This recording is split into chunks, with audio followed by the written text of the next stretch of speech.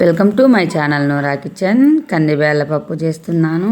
చాలా టేస్టీగా ఉంటుంది. రైస్ లేకైనా, రోటీ లేకైనా, సంగటి లేకైనా చాలా బాగుంటుంది కందిబేళ్ళ పప్పు. ఈ పప్పు చాలా సింపుల్గా చేసేస్తున్నాను. చూడండి కందిబేళ్ళ పప్పు తయారీ విధానం. కందిబేళ్ళు శుభ్రంగా కడిగి కుక్కర్లో వేసుకోవాలి.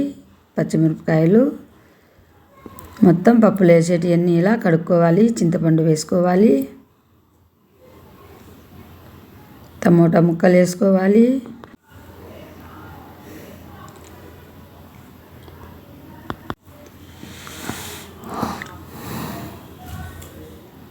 కల్లుప్పు వేసుకోవాలి. చూడండి పసుపు వేసుకోవాలి. రుచికి సరిపడా కల్లుప్పు కూడా వేసేయాలి.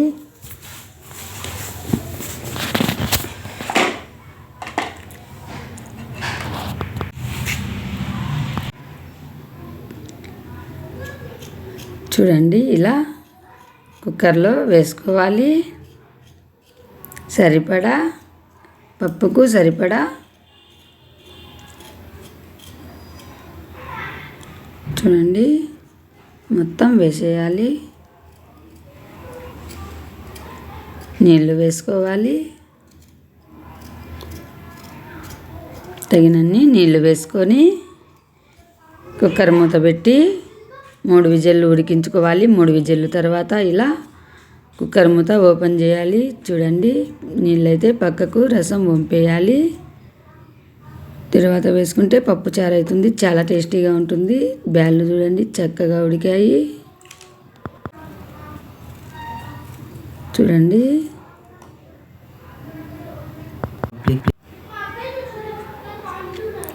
చూడండి చక్కగా ఉడికిన తర్వాత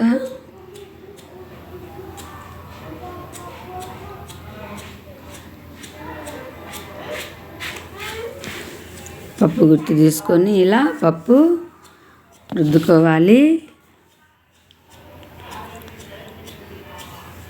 మెత్తగా పప్పు రుద్దేయాలి.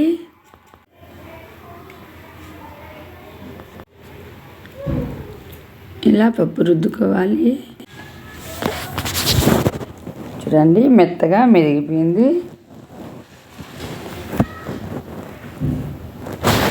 ఈరోజైతే ఆకేయకుండా పప్పు చేస్తున్నాను.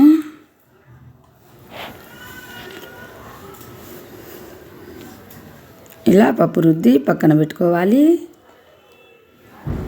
పెనం పెట్టి ఆయిల్ వేసుకోవాలి. ఆయిల్ బాగా హీట్ అయ్యాక తిరువాతకు వేసుకోవాలి. ఎర్రగడ్డలు, తెల్లగడ్డ పాయలు, సాసవలు, తిరువాత గింజలు వేసుకొని ఇలా కరివేపాకు తిరువాత పెట్టుకోవాలి. నేనైతే మంటలో ఫ్లేమ్లో పెట్టి తిరువాత వేయించుతున్నాను. చూడండి కావాలనుకుంటే మెంతాకు తిరువాతలో ఇప్పుడైతే వేసి వేయించుకోవచ్చు. ఇలా కూడా చేసుకోవచ్చు.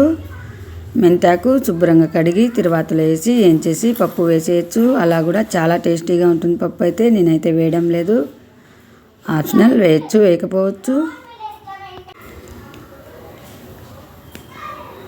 చూడండి కాస్త ఎగాలి.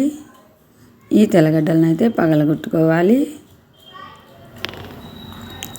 ఎందుకంటే రసం ఫ్లేవర్ చాలా టేస్టీగా ఉంటుంది తెల్లగడ్డది.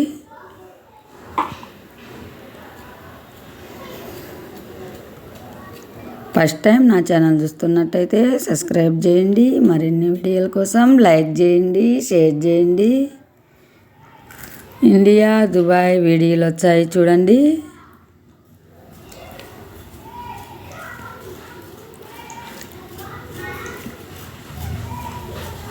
ఇలా వేయించుకోవాలి.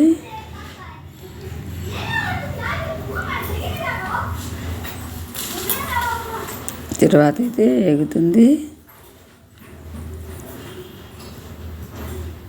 చాలా అంటే చాలా సింపుల్గా పప్పు రెడీ అయిపోతుంది.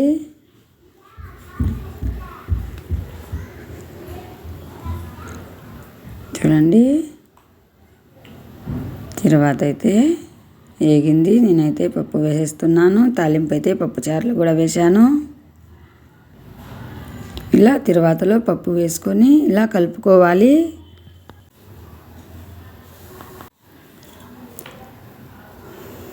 చూడండి పప్పు అయితే తయారైంది.